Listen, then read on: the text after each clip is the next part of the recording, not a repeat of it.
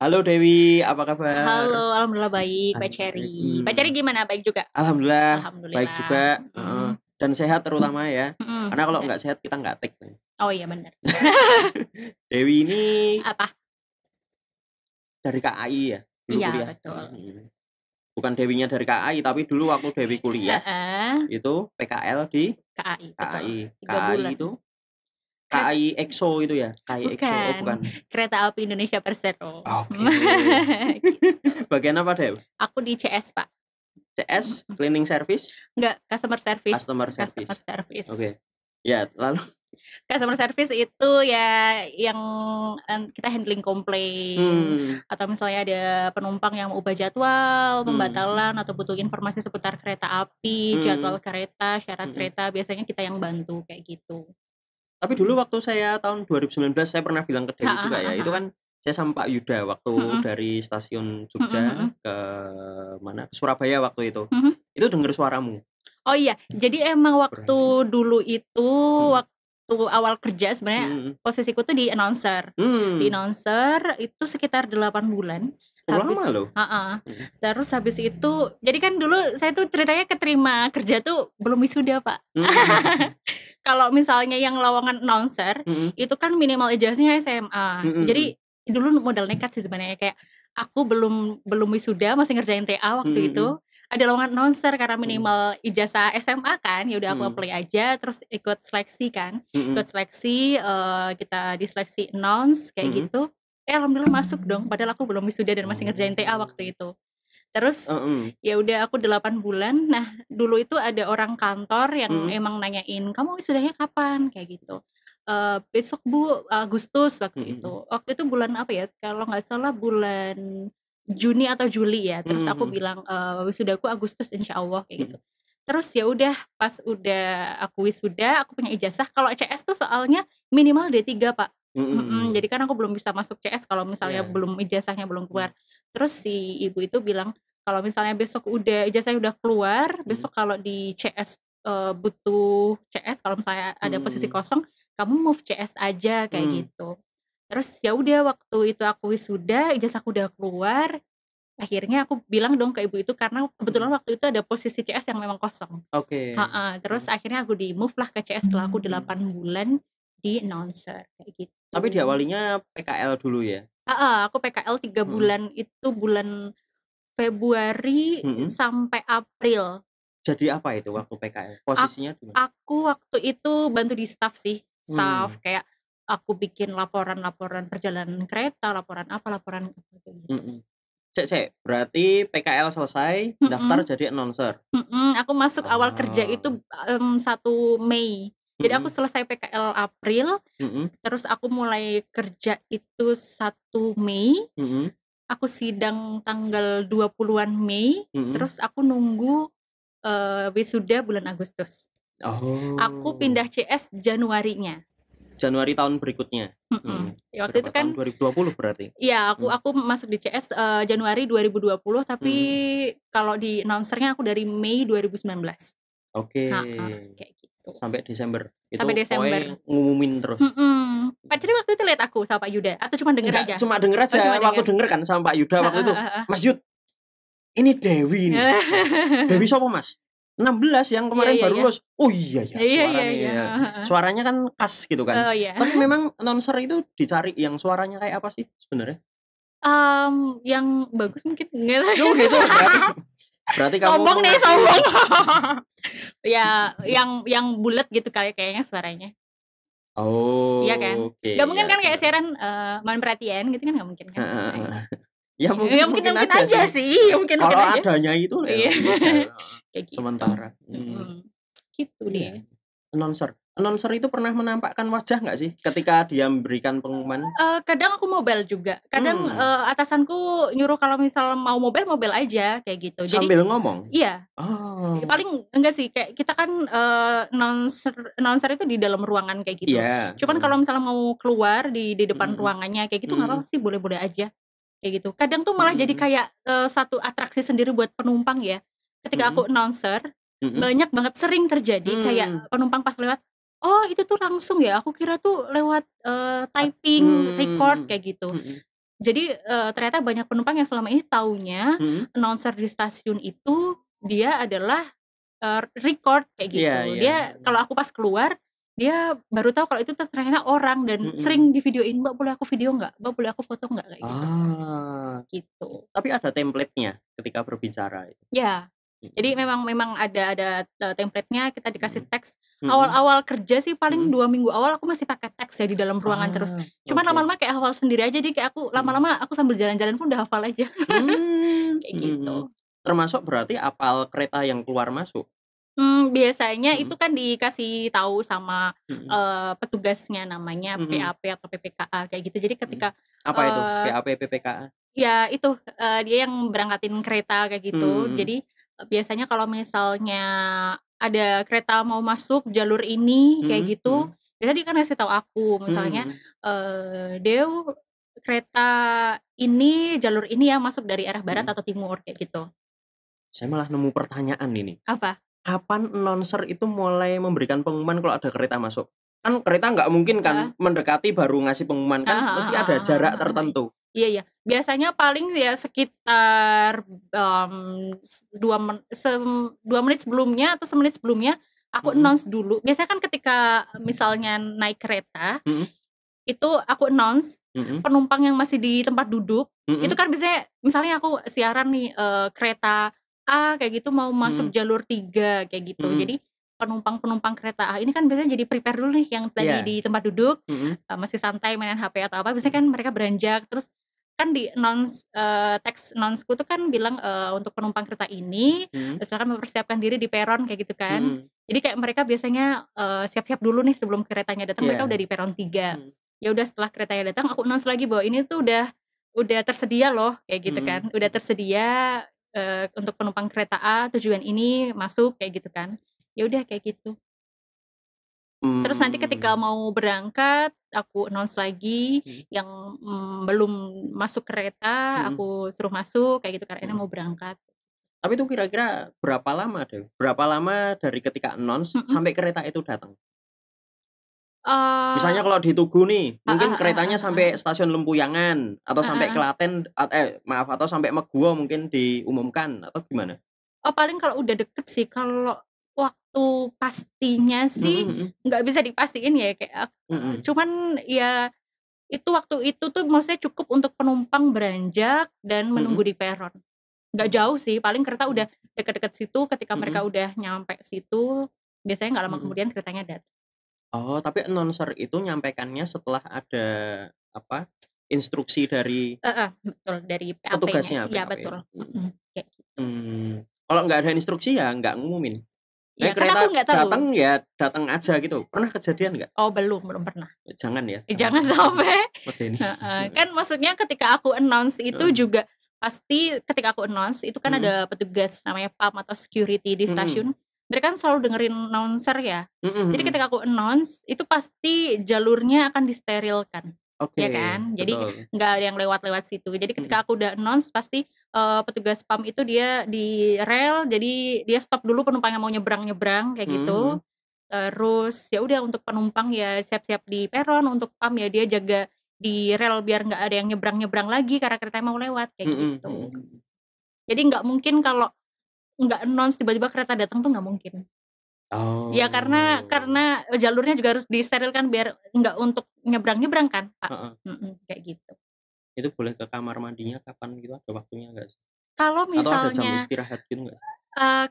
Jam istirahat tuh pinter-pinternya kita untuk cari waktu ya. Kan sebenarnya udah ada jadwal list bahwa kereta ini akan datang di jam ini, berangkat jam ini tuh udah ada listnya semua ya dari pagi sampai malam 24 jam tuh ada. Jadi kayak kita bisa kira-kira kayak biasanya slotnya itu di jam-jam siang ya. Kereta itu kan berangkatnya biasanya pagi sama malam.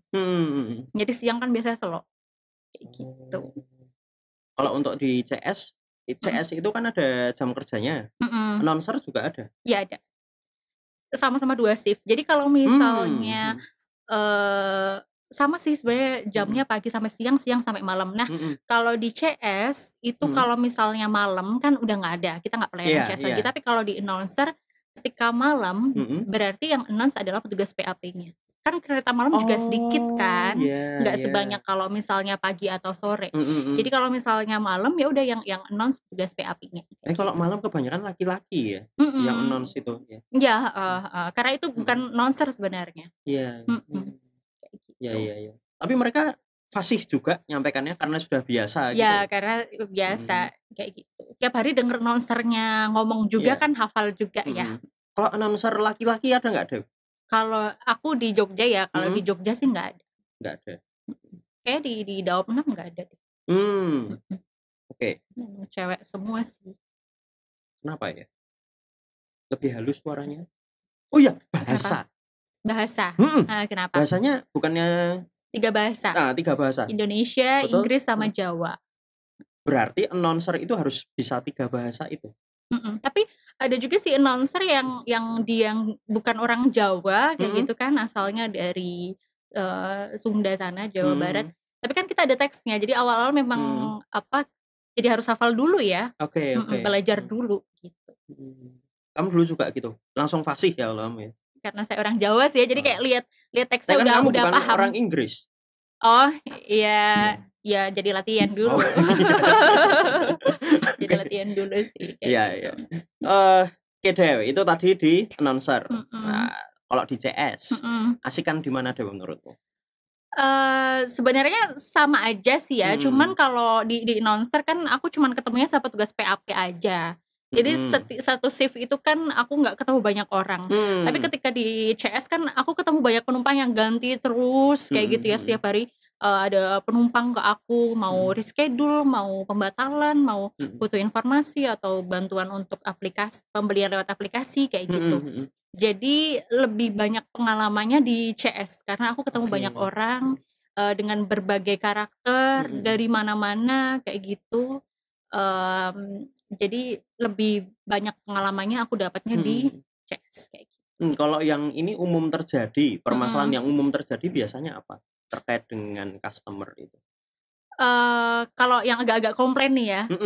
Biasanya kalau akhir-akhir ini karena pandemi itu kan jadi gini, biasanya kan peraturan dari KAI itu dia ngikut ke peraturan pemerintah ya, Kemenhub kayak gitu. Karena corona ini kan jadi banyak aturannya ya. Aturannya kadang berubah-berubah. Nah, kadang yang bikin komplain itu adalah aturan berubah-berubah. Jadi yang bikin penumpangnya kadang nggak siap. Contohnya, misalnya beberapa waktu lalu aku baru aja dikomplain sampai gebrak-gebrak meja kayak gitu. Sampai gebrak-gebrak meja, marah-marah kayak gitu gara-garanya. Kalau kemarin waktu PPKM ini kan anak di bawah 12 tahun tuh nggak boleh naik kereta ya Pak ya. Iya. Terus waktu PPKM diperpanjang, terus ini diperpanjang lagi nggak ya? Terus ternyata malamnya ada info lagi, diperpanjang lagi, terus diperpanjang lagi kayak gitu kan. Itu aturan yang anak yang nggak boleh naik itu kan aturan masa PPKM. Jadi sebenarnya ketika udah nggak PPKM sebenarnya waktu itu ya itu boleh. Terus ada penumpang udah beli tiket bareng sama anaknya. Terus habis itu ternyata PPKM mendadak diperpanjang, kan nggak boleh. Jadi pas dia pagi-pagi mau berangkat bawa anaknya nggak boleh naik kayak gitu kan. Supaya kita udah infoin sih, selalu kita infoin lewat sosial media, di Instagram, Twitter kayak gitu. Kita sudah selalu share kalau misalnya kalau PPKM diperpanjang aturannya jadi seperti ini, kita langsung share. Tapi kan mungkin ya nggak mungkin loh ya, nggak semua penumpang mungkin kebetulan pas buka Instagram jadi mungkin belum dapat info itu karena waktu itu kan agak dadakan juga PPKM diperpanjang, ngumuminnya kan malam kan biasanya. Padahal itu paginya penumpangnya berangkatnya. Terus ya udah marah-marah kayak gitu karena anaknya nggak boleh ikut naik kereta. Terus marah-marah kayak gitu. Ya sebenarnya kita tanggung jawab juga kalau misalnya ada penumpang yang tidak memenuhi persyaratan sesuai dengan aturan pemerintah itu, sebenarnya kita refund juga sih. Uangnya penumpangnya kita refund juga. Cuman ya mungkin kecewa karena mendadak itu ya, kaget mungkin ya. Jadi aku paham juga sih sebenarnya maksudnya penumpang itu. Cuman ya gimana lagi aturannya kan kayak gitu.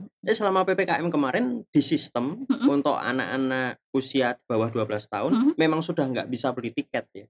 Secara sistem loh ya. Soalnya gini, kalau waktu itu, jadi kalau misalnya kita pembelian di aplikasi pembelian tiket apapun, sebenarnya kan itu memasukkan tipe ID-nya. Iya. Tipe ID-nya itu kan di situ biasanya ada pilihan KTP, paspor, SIM dan lainnya. Lainnya itu adalah untuk anak-anak atau untuk polisi, tentara yang dia biasanya memasukkannya. Kalau polisi tentara tuh NRP. Kalau misalnya anak-anak biasanya tanggal lahir tuh. Misalnya dia lahirnya 1 Februari tahun 2018 misal. Berarti kan 01, 02, 2018 kayak gitu. Dia nggak bisa ngedetek bahwa itu tuh sebenarnya nomor tanggal lahir. Oh. Karena kan bisa jadi nomor kayak gitu nomor NRP polisi TNI juga. Jadi di sistem pembelian tiket itu dia nggak bisa ngedetek bahwa itu anak-anak atau enggak, karena lainnya itu bisa jadi itu diisi tanggal lahir kalau untuk anak-anak, atau NRP polisi tentara, atau kartu identitas lainnya. Misalnya pakai kartu mahasiswa mungkin nomornya, atau mungkin ada penumpang mungkin pakai nomor kartu siswa kalau dia masih pelajar gitu kan, dia nggak bisa ngedetek. Itu dulu. Tapi sejak 26 Oktober kemarin 2021 ini kita ada pembaruan sistem. Kalau beli tiket kita harus masukin NIK. Kalau turis nomor paspor. Karena itu sekarang kan kalau misalnya sudah vaksin atau sudah antigen, itu akan kedetek ya di sistem. Di Peduli Lindungi, Dukcapil, dan kita sistemnya di KAI juga udah terkoneksi sama itu. Jadi kenapa kalau pembelian tiket mulai tanggal 26 Oktober sekarang harus pakai NIK? Kalau anak kecil kan sekarang kalau udah terdaftar di KK pasti udah punya NIK kan di KK-nya. Nah, karena itu bisa kedetek kalau misal dia udah vaksin, nanti di sistemnya di sistemnya kita ada tulisan sudah vaksin atau belum vaksin, kayak gitu. Karena kan sekarang vaksin harus masukkan NIK kan, Pak.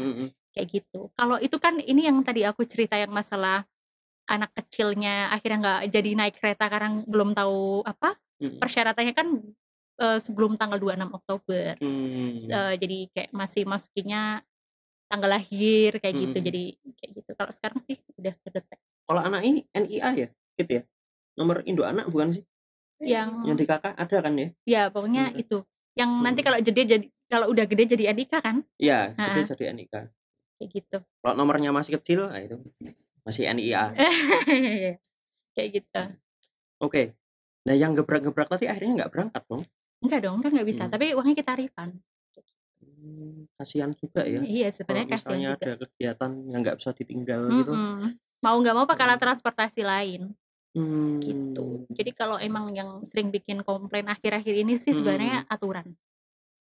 Kalau yang nggak akhir-akhir ini di kondisi sebelum pandemi misalnya. Waduh. Sebelum Maret 2020 kan kamu udah jadi CS tuh. 2 bulan doang tuh, Januari Februari. belum banyak ini ya, belum waktu itu kan aku masuk Januari 2020, langsung Maretnya corona kan. Iya, Maret. Langsung banyak aturan sampai sekarang. Apa ya? Coba aku ingat-ingat dulu. Oh, paling ini kalau untuk pembatalan atau reschedule kan kita ada charge-nya 25%. Iya, udah tertulis di tiket tuh. Tertulis di form pembatalan atau ubah jadwalnya kita tertera. Bukannya di balik tiket ada ya? Di balik tiket nggak ada. Ada. Tiket boarding pass-nya kan?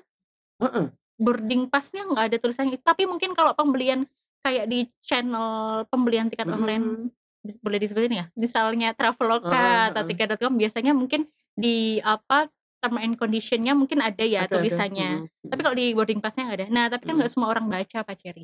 Kadang kan orang kayak udah punya tiket aja. Maksudnya untuk aturan term and condition-nya kan jarang dibaca ya. Jadi kadang komplainnya sih di situ ya. Ketika dia mau batalin, terus aku jelasin kalau ada charge-nya kayak nggak terima.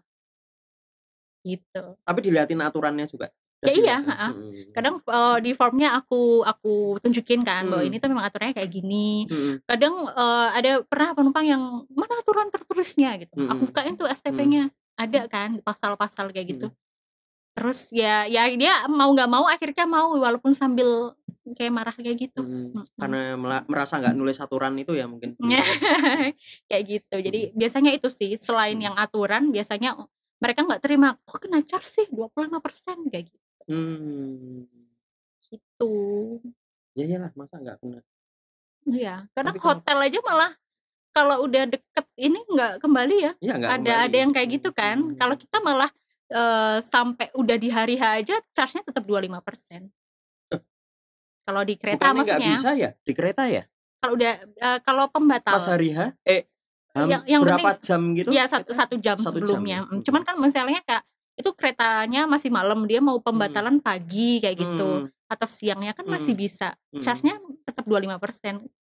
Jadi kayak masih mau batalin tiket 2 minggu lagi, mau besok atau misal masih 10 jam lagi tetap 25%. Enggak terus kayak ada kan beberapa hotel yang kalau udah hari H jadi kayaknya makin nambah ya persenannya ya. Kalau di kereta enggak sih. Mau ini sama aja 25%.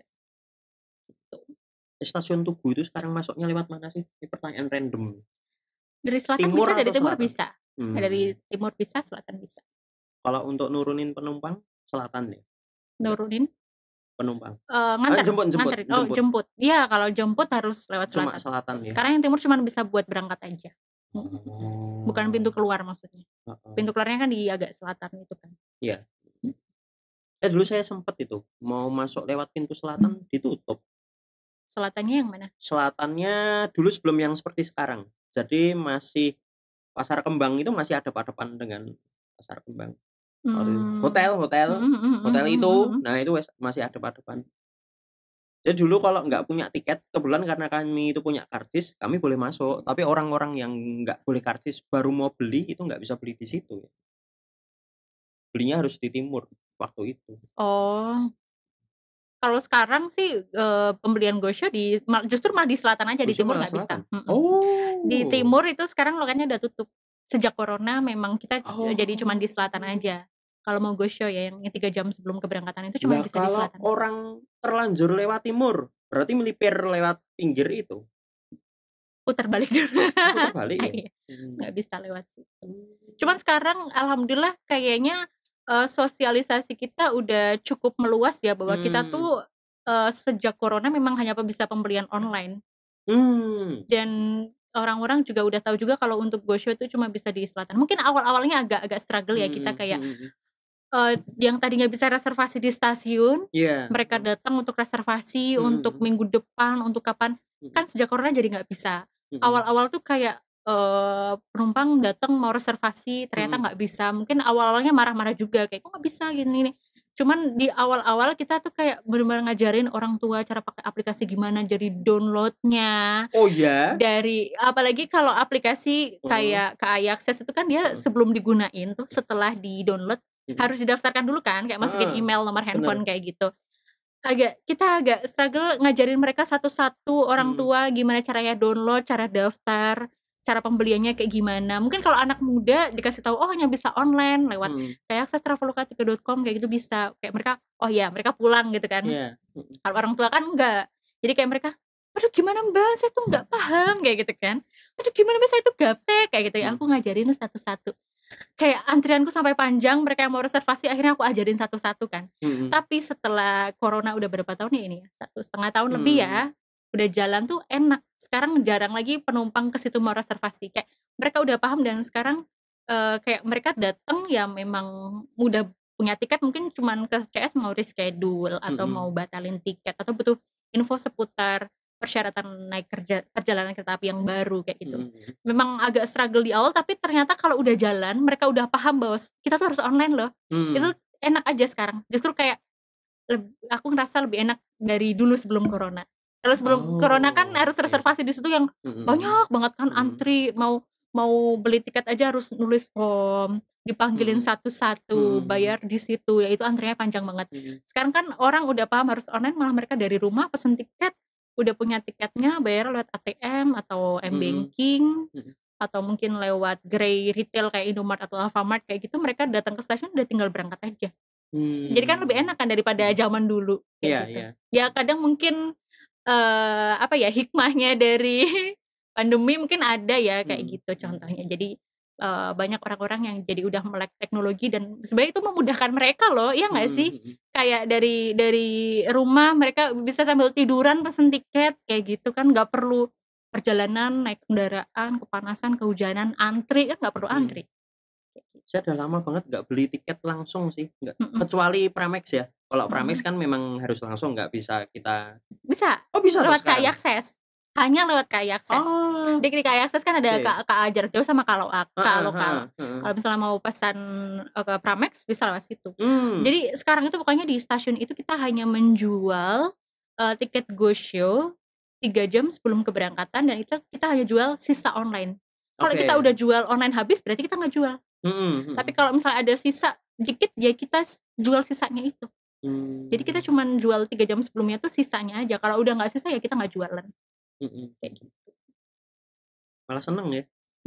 Kalau online bisa habis malah enak kerjanya. Iya, ya tetap ada penumpang yang taunya mereka tuh kalau online habis dikiranya di stasiun masih kayak mereka tetap datang, Mbak mau tiket ke Jakarta kayak gitu. Oh udah habis. Oh saya kira tuh di online habis, di sini ada gitu. Ada juga sih yang kayak gitu. Ada mereka yang tetap datang dikiranya kita tetap jualan, padahal kita jual sisa online aja kok. Tapi yang ngurusi tiket itu, jadi kalau kita dulu beli tiket itu langsung di stasiun, itu CS juga? Oh enggak loket. Beda kan? Lah si loket sekarang kemana dong? Ya itu jual tiket go show yang 3 jam sebelumnya. Kayak gitu. Otomatis berkurang dong pekerjaannya loket. Iya, tapi kan sebenarnya untuk finalisasi proses pembatalan dan ubah jadwal kan di loket. Jadi ketika misalnya Pak Ceri mau pembatalan atau ubah jadwal kan emang ke CS dulu. Tapi nanti setelah itu kan Pak Ceri akan bawa formulir yang dari aku ini ke loket. Misalnya nih Pak Ceri mau reschedule. Memang untuk pemilihan kereta, terus isi formulir kan di aku. Tapi untuk penambahan biaya ubah jadwal itu kan Pak Ceri harus ke loket. Jadi tetap loket selain jualan go show, dia juga ngurus yang kayak gitu. Tapi Dew, kamu kan sekarang kalau saya lihat di Instagramnya Ian itu kan kamu ada wedding organizer. Kok berani-beraninya kamu Dew bikin WO gitu. Terus sekarang masih di KAI. Terus ada WO juga. Berarti kamu mendua gitu ya? Iya, bagi-bagi waktu. Bagi-bagi waktu. Karena kan jadwalnya aku di KAI fleksibel juga ya.